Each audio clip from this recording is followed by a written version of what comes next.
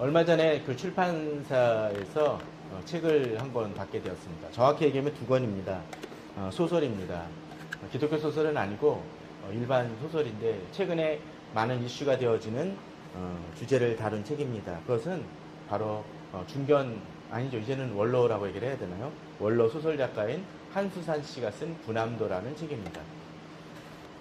이 군함도에 관계된 이야기는 몇 년 전부터 조금씩 우리 삶 속에, 우리 역사 속에, 또 우리 사회 속에서 주목받기 시작을 했습니다. 아마도 그것의 제일 처음은 그 007 영화가 아닐까 생각이 듭니다. 아이러니컬하게도요. 스카이폴이라는 그 영화 속에서 악당과 마주치는 그 씬 중에서 기괴한 그 건물들, 폐허가 된 도시 같은 곳을 묘사하는 그 장면이 있는데 바로 그것이 그 하시마 섬, 바로 군함도입니다. 그러던 것이 이제 한 2년 전인가요? 무한도전이라는 예능 프로그램 속에서 이 군함도를 다루기 시작을 했습니다. 그것이 우리들이 아시다시피 미쓰비시라는 그 일본 기업이 일제 강점기에 사람들을 징용을 해서 그곳에 지하 터널을, 지하 탄광을 해서 이 석탄을 폐기하던 그런 일들을 이야기하게 됩니다. 그런데 그 지하 그 탄광은 약 700m라고 얘기를 합니다. 상상이 안 가죠. 그 당시 기술로서 그것이 가능했을까라는 생각도 듭니다. 긴 엘리베이터를 타고 내려갑니다. 엘리베이터도 아니죠. 그 차를 타고 내려가서 거기서 또 들어가서 합니다. 그 속에서 어떤 때는 폭발이 일어나게 되면 어떤 일이 벌어집니까? 가스라는 소리가 되면 다 엎드린다고 합니다. 왜냐하면 가스가 위로 지나가기 때문에 이 길을 찾다가 허둥지둥 일어나서 버둥대다가 가스에 중독되어 죽는 경우도 있다고 합니다. 근데 문제는 거기에 끌려간 그 많은 사람들이 그 섬에 끌려가는, 자의로 끌려간 사람은 아무도 없다라는 것이죠. 또 끌려갔는데 그것 속에서 임금을 이제 돈을 벌려고 갔던 사람들도 있지만 그것을 임금을 받을 때도 또 마지막 그 시기이기 때문에 그 돈을 제대로 받은 경우들이 없다고 합니다. 가족들한테 송금한다는 이름으로 그것이 제대로 송금이 되어 있는지도 모르는 상태 속에서 그 돈을 날리기도 하고, 또 받긴 받는데 그런 거죠. 채권이란 그런 형식으로 해서 그 나라의 어떤 국권 그런 거 있지 않습니까? 나중에 바꿀 수 있다는 그런 것으로 받게 됩니다. 또 그리고 무슨 국가의 무슨 어떤 일을 위해서 세금 비슷하게 띄는 것으로 해가지고 나중에 되게 되면은 심지어는 영원으로 끝이는 경우도 많다고 합니다. 그럼 받는 게 아무것도 없는 거예요. 기껏해야 조금 나중에 좀 노력했다라는 이름으로 몇 장 몇몇 사람들한테 주는데 그것이 매점에 가서 뭘 바꿔 먹을 수 있는 그런 어떤 그 식권 같은 것으로 나오는 경우도 있다고 합니다. 심지어는 너는 뛸 게 더 없으니까 마이너스, 곧 다음 달에 체감한다는 이름으로 이 월급 명세서가 나온다고도 합니다. 또 그것은 탈출할 수 없는 곳이라고 합니다. 쉽게 물리도 뛰어들 수도 없고 먼 곳으로 떨어져 있기 때문에 탈출해도 그 물살에 휩쓰여 나중에 시체로 돌아오는 경우도 많다고 합니다. 그것에 관한 이야기. 그런데 이 작가는 거기서 오랜 세월을 가지고 이 책을 쓰고 썼는데 이 군함도에서 살아온 어떤 그 지상이라는 어떤 인물, 근데 이 인물이 그 섬에서 탈출을 기도하고 나오긴 합니다. 그와 더불어 몇몇 사람들이 탈출해서 나오긴 했는데 그 도착한 곳이 나가사키란 곳입니다. 우리들은 보통 알기를 나가사키를 뭐라고 아나요? 기껏해 안다는 게 일본 잘 알지 못하는 사람들 대부분 사람은 나가사키 짬뽕을 찾는다든지 그렇게 알고 있습니다. 그런데 그 나가사키라는 곳은 또 미쓰비시 병참기지가 있었고 군수기지를 만드는 그런 곳이었습니다. 공장이 있었던 곳입니다. 그래서 그들은 탈출을 하고 이제 한국으로 조선으로 돌아가고 싶지만 그쪽에 어떤 그 강력한 그 일본군 때문에 그곳을 가지 못하고 거기에 다시 잠입해 숨습니다. 근데 이곳은 어떤 곳입니까? 군수기지다 보니까 하시마 섬하고 별반 다르지 않은 똑같은 징용과 수탈의 과정을 겪습니다. 하시마 섬을 지옥도라고 불렸지만 이곳도 별반 그 지옥이라는 것과 다르지 않다는 거죠. 그런데 이들이 나중에 결심을 하고 이제 폭동을 일을 생각도 하고 준비를 합니다. 그러다 잡히기도 하죠. 그리고 이제 그렇게 근근히 살아가고 있는데 이제 그들에게 또 하나의 뜻하지 않은 일이 벌어집니다. 교토에 떨어졌던 원폭에 이어 나가사키, 바로 군수기지라고 이야기했을 그곳에 바로 원폭이 떨어집니다. 계속적으로 그 공습경보가 떨어지는 상황 속에서 있다가 어느 날이가 똑같은 공습경보다 생각이 들었는데 갑자기 몸이 붕 떠서 나가 떨어지는 경험을 합니다. 그리고 깨보니 자기 몸에 불이 붙어 있고 물집이 생기고 자기가 화상을 입었는데 왜 화상을 입었는지도 못하고 죽어가는 많은 사람들이 생기게 됩니다. 한수산 씨는 거기서 그렇게 얘기를 합니다. 많은 사람들의 모습이 기형적으로 손을 들고 있었다고 합니다. 그리고 죽어가요. 그리고 그 사람들이 원폭으로 인해서 목이 말라서 물을 찾는데 오염된 물이기 때문에 그 물을 먹고 또 죽고. 한인 징용자들이 그 당시에 더 어려웠던 것 중에 하나는 그렇게 이제 그들이 살아남지만 일본인들은 자신들이 징용을 해놓고도 오히려 그들에게 있어서 한인들을 혐오하게 대하고 그들에게조차 약이라든지 물을 제대로 공급하지 않아서 또 죽어가는 사람들이 있었던 이야기를 이 군함도에서 나옵니다. 그래서 군함도 한 가지가 아니라는 것이죠. 저는 그 책을 읽으면서 예전에 아주 오래전에 보았던 영화 제목이 하나 생각이 납니다. 노웨이 아웃. 케빈 코스트너가 주연을 했던 그 영화는 계속적으로 도망을 다니지만 음모를 뒤집어쓰고 혐오를 뒤집으시고 도망가는 듯 비춰지지만 이 사람은 도저히 탈출구가 없는 모습을 보여줍니다. 이 영화에 또 다른 반전이 있었지만 그건 접어두고라고요. 어쩌면 이들은 자신들이 이 지옥도를 벗어나면 나가사키쯤 가면 좀 살 길이 있다 싶었는데 나가사키 가니까 또 다른 막장이고 또 여기서 나가사키에서 조금 벗어나려는 어떤 시도를 하다 보니까 갑작스레 날라온 원폭으로 인해서 또 다른 지옥을 경험하는 모습들을 보게 됩니다. 근데 저는 이 책을 읽으면서 마지막에 그런 생각을 해봅니다. 작가도 그런 얘기를 하지만 이들이 만일 이 중에 몇몇 사람들이 고국으로 돌아갔다고 한번 쳐봅시다. 그들의 삶이 그 이후 행복이었을까요? 아니었을 것입니다. 왜요? 바로 원폭의 후유증에 시달렸을 것이라는 것이죠. 사실 이 하시마 섬에 대한 얘기라든지 또 원폭 피해자에 대한 얘기들이 우리나라에서 제대로 다뤄진 적은 별반 없었습니다. 일본 같은 경우는 그 원폭 피해자에 대한 보상 얘기가 계속적으로 미국과의 협상이 있었지만 우리나라는 참 드물었었어요. 심지어 군함도에서 그들에게 체불되어졌던 임금도 아직까지도 제대로 돌아오지 않는 경우들이 많이 있습니다. 원폭 피해자 부분들은 여기 와서도 또 다른 지옥과 또 다른 피해를 입고 그들이 겪었던 그 일들이 마치 잊혀진 역사, 숨겨진 역사, 감춰야 될 역사처럼 취급받았고 무시당했던, 마치 위안부 할머니들이 고통당했던 것처럼 그렇게 당하고 있는지도 모름을 그 책은 묘사하고 있습니다.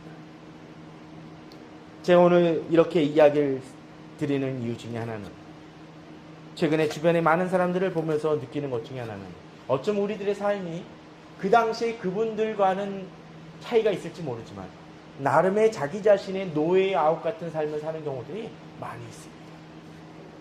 마치 원폭이 터졌을 때 왜 터지고 그 영향력이 얼마나 큰지를 잘 모르는 것처럼 우리 삶에는 그렇게 미쳐지며 우리를 괴롭히는 요소들이 많이 있다는 것이죠.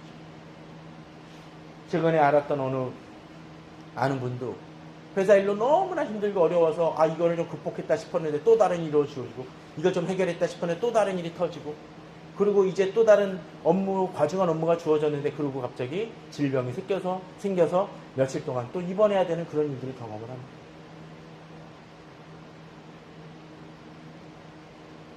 우리 주변에는 나름의 폭풍우가 몰아치고 탈출구가 없는 것처럼 밀려오는 많은 일들이 있습니다.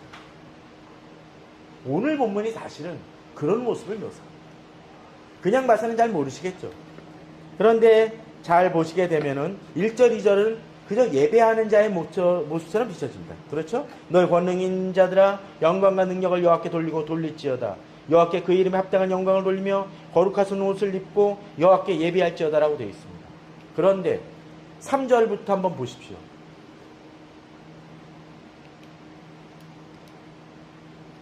3절에 보게 되면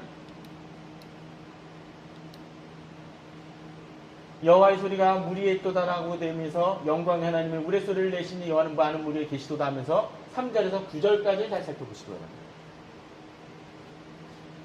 이로 인해서 일어나는 일들을 잘 보십시오. 우레소리를 내고 있고 힘있다고 된 위험차고 5절에 보면 백향목을 꺾고 레바논 백향목을 꺾습니다. 또 6절에서는 송아지같이 그 나무를 뛰게 하시고 레바논과 시론으로 들소같이 뛰게 하시고 화염이 일어나고 광야가 진동하고 또 암사슴이 낙태하고 살림이 벗겨진다는 얘기가 등장을 합니다. 이게 뭐 같습니까? 어떤 일일까요? 어떤 일에 대한 어떤 묘사 같지 않습니까? 뭐 예를 들자면 다른 시편 같은 게 어떻습니까? 예를 들면 산이 뛰놀며 하나님을 찬양한다고 되어 있는데 여기는 그게 아니에요. 그죠? 여호와의 소리로 인해서 뭔가 커다란 일이 벌어집니다. 그래서 시편을 해석하는 신학자들은 이것을 뭐라고 얘기를 하냐면 이것이 바로 폭풍우가 몰아치는 태풍이 몰아치는 그 광경을 묘사한 것이라고 얘기합니다. 우리들에게 있어서는 이렇게 비춰지는 일들이 있을 수 있습니다. 폭풍우가 몰아칩니다. 태풍이 몰아칩니다. 그럴 때 우리는 두렵고 떨립니다.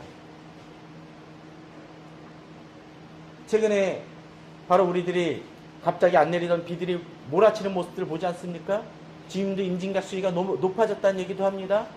저 지방에서는 갑자기 물이 올라차 하천이 범람할 위기도 있다고도 이야기를 합니다. 그런 걸 보면 우리는 어떻게 생각합니까? 두렵습니다.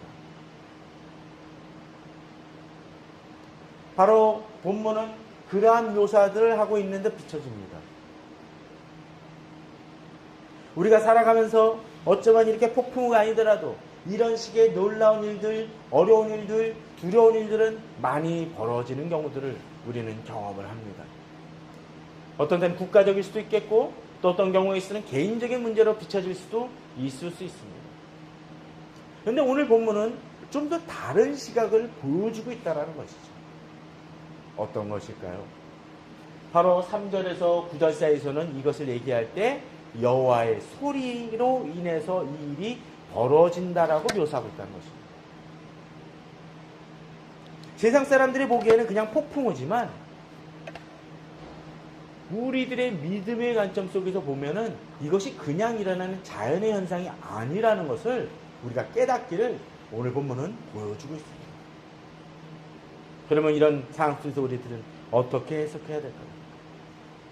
첫 번째로서 이 일을 이렇게 볼 수 있는 자격이 있는 사람들이 보여줍니다. 1절, 2절입니다. 1절 이렇게 얘기합니다. 너희 권능이 있는 자들아 영광과 능력을 여호와께 돌리고 돌릴지어다. 여호와께 그 이름에 합당한 영광을 돌리며 거룩한 옷을 입고 여호와께 예배할지어다 라고 하면서 예배하는 자들에 대한 이야기가 등장을 합니다. 사실 1, 2절이 나오고 3절에서 9절까지 폭풍을 치는 얘기가 등장을 하는 것은 좀 아구가 안 맞아 보입니다. 그러나 그럼에도 불구하고 이렇게 얘기하는 이유 중에 하나는 1절, 2절을 보는 그 사람들이 예배하는 사람들이 이제 3절에서 9절에서 일어나는 일들을 다르게 보고 다르게 해석한다는 것을 보여주는 어떤 증거라는 것이죠. 그런데 본문에서 너희 권능 있는 자들아 라고 되어 있습니다. 권능 있는 자들이라는 것은 무엇일까요? 사실 이것은 이 권능이란 말은 보통 누구에게 쓰이는 것입니까? 하나님이죠. 권능 있는 자들인데 권능 있는 자가 아니라 자들이에요. 그 얘기는 어떤 것입니까? 복수라는 얘기입니다.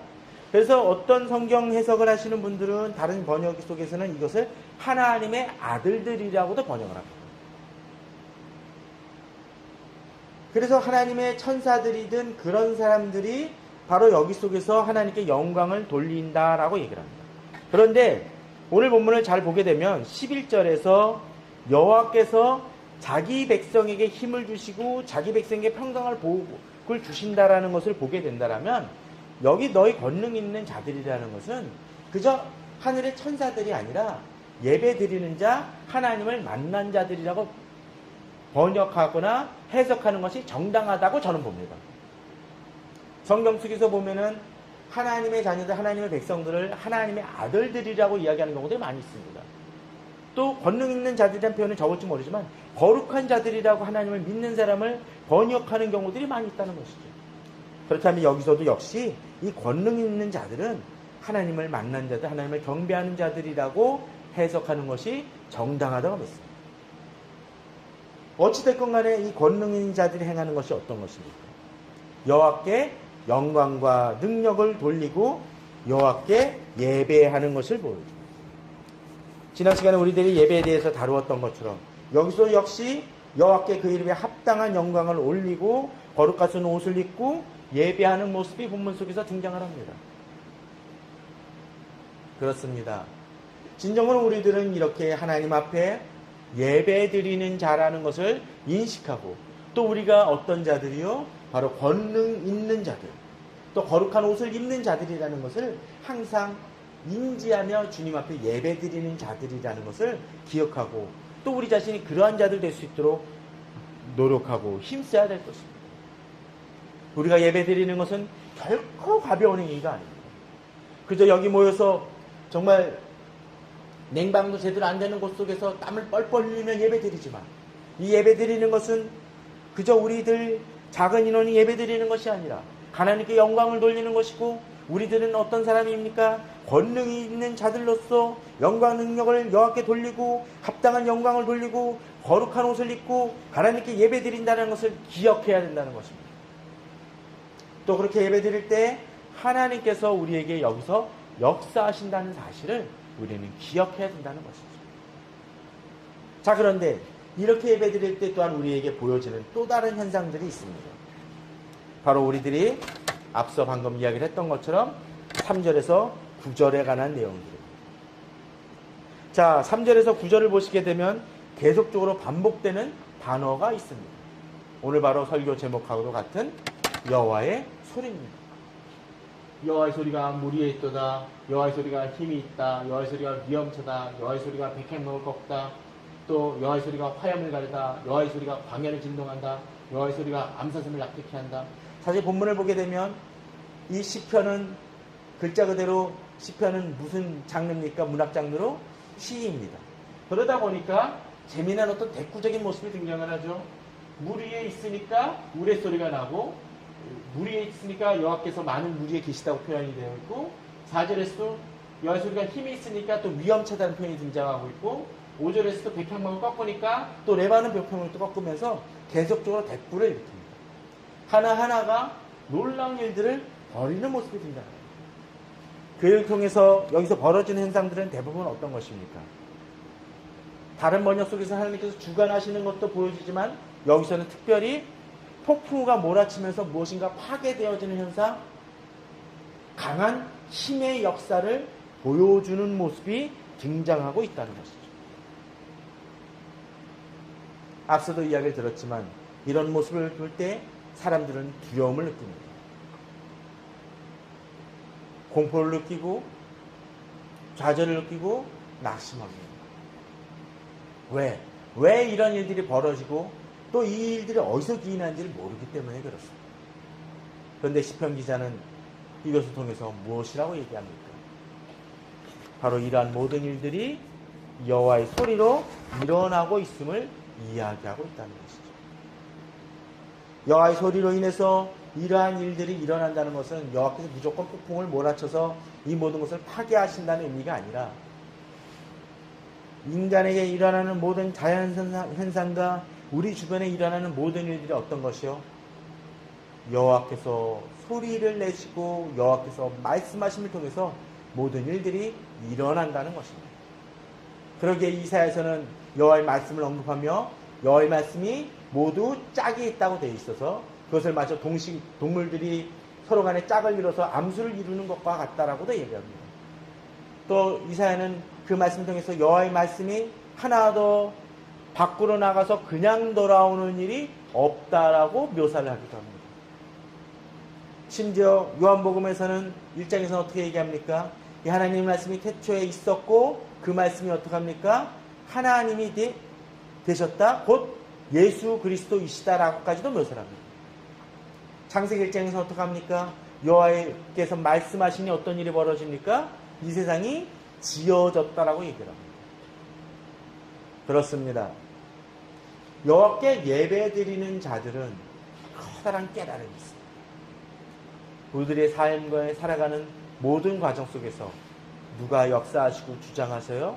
바로 하나님이 이 모든 일을 이끄시고 돌보신다라는 것을 깨닫게 된다는 것입니다. 그런데 여기서 한 가지 분명한 차이가 하나 있습니다. 어떤 것일까요? 바로 그것은 세상 사람들은 이 일이 일어나는 그 모든 일들이 어떻게 일어나는지를 알지 못하죠. 하나님을 경배하는 사람들은 어떤 것을 알게 됩니까? 바로 하나님이 이 일을 역사하신다는 것을 깨닫습니다. 저는 그런 질문 한번 던져버리고 싶습니다. 우리가 교회에 와서 또는 우리가 말씀을 읽으면서 예배드리고 또 기도하는 이유가 어떤 것입니까? 어떤 것입니까? 예배 그냥 드리고 하나님 경배하고 찬양만 돌리는 것입니까? 또 말씀 읽을 때 그냥 읽으면 오늘 10장 읽기로 작성해서 10장 읽으면 되는 것입니까? 기도할 때 어떤 때 내가 너무 스트레스를 받으니까 그냥 하나님 앞에 쏟아놓고 한풀이하기 위해서 하는 것입니까? 상담은 그래도 돼요. 상담은 어떤 때 그런다는 얘기하지 않습니까? 상담사의 제일 기본적인 건 뭡니까?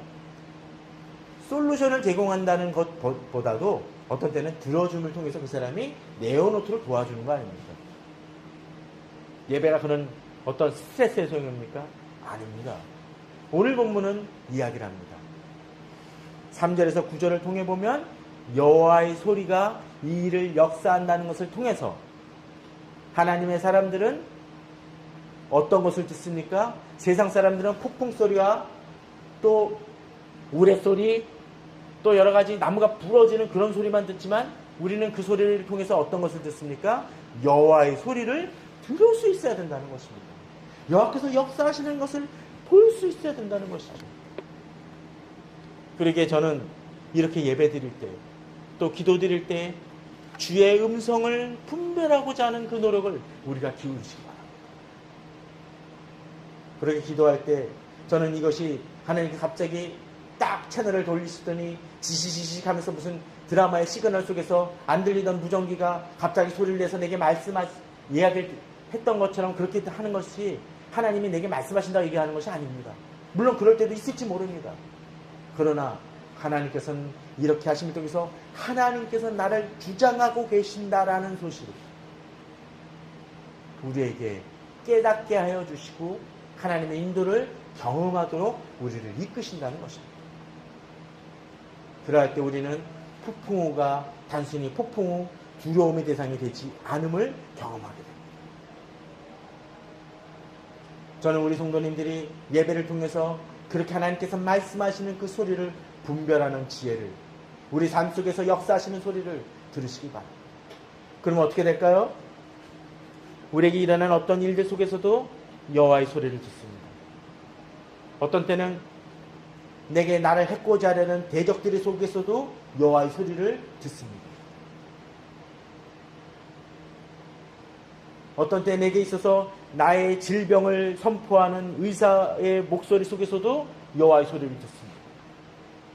그게 어떤 얘기입니까? 내가 혼자가 아니라는 것이며 여호와께서 이를 주장하시기 때문에 우리는 두려워하되 그 두려움을 넘어섬을 본문은 보여주고 있다는 것입니다. 자, 그러면 거기서 그렇게 그칩니까? 본문은 한 걸음 더 나아갑니다. 10절입니다. 여호와께서 홍수 때에 자정하셨으니 여호와께서 영원하도록 왕으로 자정하시다. 자정한다는 것은 어떤 것입니까? 예를 들자면 옛날 무슨 그 영화 속에서 중세의 어떤 영화 같은 데 한번 보십시오. 왕이 오면 어떻습니까? 그 자리부터 만들죠. 자리를 만들고 그 자리를 한 다음에 거기 앉도록 왕이 돕습니다. 어느 영화에 보니까 SF 영화에 그런 장면도 등장을 하더라고요. 그 여왕이 지나갈 수 있도록 계속 매트를 까는 거야. 그냥 일반 길에서도. 웃기는 장면 아닙니까? 그런데 하나님이 좌정하시는 곳이 어디입니까? 홍수야. 말이 됩니까? 홍수가 범람하고 있는데 갑자기 딱 좌정할 장소가 됩니다. 거기는 어디입니까? 흔들리지 않는 곳, 더 이상 홍수가 이곳을 범람하거나 침범할 수 없는 곳입니다. 하나님께서 어떤 얘기이십니까? 바로 폭풍과 몰아치기는 그런 속에서도 이 홍수 가운데 좌정하셔서 왕으로서 이 모든 것을 주관하심을 보여준다는 것이죠. 무슨 놀라웁니다. 얼마 전에 유튜브에서 그런 장면이 등장을 하더라고요. 라쿤이겠죠? 너구리, 보통 우리는 너구리겠지만 그 라쿤이 이 얼음에 막 밀려서 조금 있으면 잘못하면 물에 막 급류에 휩쓸리게 됐는데 사람이 구하러 왔어요. 서핑보드 같은 걸 데리고 와서 막 태우려고 하는데 막 핥히려고 난리입니다. 왜? 두려우니까. 그래서 몇 번씩 해가지고 얘를 데리고 안전한 곳으로 옮깁니다. 사람이 그런 것 같습니다. 하나님이 홍수 가운데 좌정하셔서 이제 그 안에 계시는데 하나님의 아들, 권능 있는 자들, 하나님의 백성이라는 사람들이 홍수 때 하나님이 좌정하시는 모습을 보지 못하고 혼란과 두려움 속에 떨립니다. 앞서 제가 구남도를 이야기를 했습니다. 사실 한수산 씨는 대중소설로서 또는 문학가로서 많이 유명했던 분입니다. 80년대, 90년대 그랬던 것 같아요. 그런데 한동안 참 책을 많이 안 쓰셨던 것 같습니다. 근데 그동안에 그럼에도 불구하고 계속적으로 주도하시며 잘 하셨던 일이 하나가 있어요. 글을 많이 쓰셨습니다. 근데 이분이 카톨릭 쪽에 관계된 많은 글을 쓰셨던 것을 보게 됩니다. 그러면서 한 가지 깨달은 게 있습니다. 아, 이분이 이 구남도를 쓰면서도 옛날처럼 아주 강력한 묘사들 또는 아주 적나라한 묘사들이 많이 줄었다는 생각이 좀 들었어요. 순화되어진 모습을 보게 됩니다. 아마도 이분은 그런 것 같습니다. 그렇게 지옥도를 이야기하면서도 그 몇몇 주인공들을 통해서 희망을 이야기를 하거든요. 그랬던 연유 중에 하나는 바로 이분에게 있어서 그때는 모르겠지만 최근 들어서는 바로 신앙이란 부분들이 있었기 때문에 절망적인 지옥도 같은 상황 속에서도 살아남는 강력한 생명력을 이분은 어느 정도 드러내고 있는 것 아닌가라는 생각이 듭니다. 역사에 대한 고발을 하면서도 그렇습니다. 하나님은 홍수 때에 자정하시는 것처럼 이 폭풍우 같다고 우리가 느끼는 그 상황 속에서도 우리의 왕으로서 우리를 다스리시기를 원하신다는 것입니다. 그렇다면 우리 하나님께서는 우리에게 어떻게 역사하십니까? 마지막 절입니다. 결론을 내리는 쪽으로 가겠는데요. 11절에 여호와께서 자기 백성에게 힘을 주십니다. 여호와께서 자기 백성에게 평강의 복을 주시리로다고 되어 있습니다. 앞서 권능 있는 자들인 우리들에게 우리를 어떻게 부르십니까? 자기 백성이라고 2번씩이나 말씀하십니다. 하나님께서 홍수 때에 자정하시면서 하시는 일이 어떤 것입니까? 힘을 주신다는 것입니다. 홍수 때에 정말 길이 없다라면 우리는 죽을 수밖에 없습니다. 세상 사람들 그렇게 느낍니다. 그러나 우리는 어떻습니까? 하나님이 우리에게 힘을 주신다는 것입니다. 또한 두 번째로 어떤 것입니까? 힘을 주신만이 아니라 평강의 복을 주십니다. 평강의 복은 어떤 것일까요? 평강이란 건 무엇입니까? 흔들리지 아니하고 잔잔한 것을 얘기해 줍니다. 제가 예전에 그 유치분과 초등부 설교를 할 때 그런 기억이 납니다. 막 그 내셔널 지오그래픽 보면 막 번개가 치고 막 그 폭풍우가 몰아치는 그런 멋진 사진이 있잖아요. 그랬습니다. 만일 그런 상황 속에 우리가 밖에 있으면 어떻습니까? 두렵고 떨리고 위험할 것입니다. 근데 제가 그거를 좀 더 확장을 합니다. 사진이 줄어들고 그 뒷배경이 나오는데 집 안에 있는 유리창으로 바라본 장면입니다. 그것도 튼튼한 유리 속에서 그 장면을 바라본다라면 이제 바깥에 있는 광경은 우리에게 무엇입니까? 두려움으로서 공포로서 다가오는 것이 아니라 안전함 속에서 바라보는 광경이 되어질 것입니다. 우리가 영화를 볼 때도 마찬가지죠. 영화가 아무리 실감 나더라도 이 폭풍을 치는 것을 보는 거하고 직접 그 가운데 있는 거하고 영화관에서 보는 것은 다릅니다. 왜요? 우리는 최소한 내 마음속에 공포를 가진다 할지라도 평강 속에 평강 가운데서 영화를 바라보는 것이죠. 요새 뭐 3D 영화 말고 뭐 4D 영화도 있지 않습니까? 바람이 불고 의자도 흔들립니다. 그런다고 해서 제가 죽을 위험이 있습니까? 아닙니다. 바로 이것이 평강의 복입니다. 세상 사람들은 그것이 바로 자기 리얼리티, 레알이 될지 모르죠. 우리에게서는 그런 레알 가운데서도 그것을 목도할 수 있는 힘이 있습니다. 마치 세상 사람들이 높이 수십 메타 높이에서 뛰어내리는데 줄이 없는 뛰어내림을 하고 있다면 우리는 어떤 거요? 바로 줄을 맨 펀치 점프와 같다라는 것이죠. 우리 성도님들에게 있어서 지금 폭풍우 같은 현실이 있습니까? 있을 것이라고 믿습니다. 제 자신도 그런 경험들을 많이 합니다. 그런 경험을 할 때 분명 두렵습니다. 그러나 두려움 가운 속에서도 우리 성도님 오늘 말씀을 기억하시기 바랍니다. 이 모든 것을 주장하시는 여호와의 소리를 들으실 수 있는 우리 분들 되시기 바랍니다. 동수 가운데서도 왕으로서 좌정하시는 하나님을 목도하시기 바랍니다. 또 그 하나님을 통해서 내게 주시는 힘과 평강의 복을 경험하시길 바랍니다. 그러함을 통해서 더욱더 주님을 경배하고 예배드리는 우리들이 되기를 주님의 이름으로 축원합니다. 다 같이 기도하시겠습니다.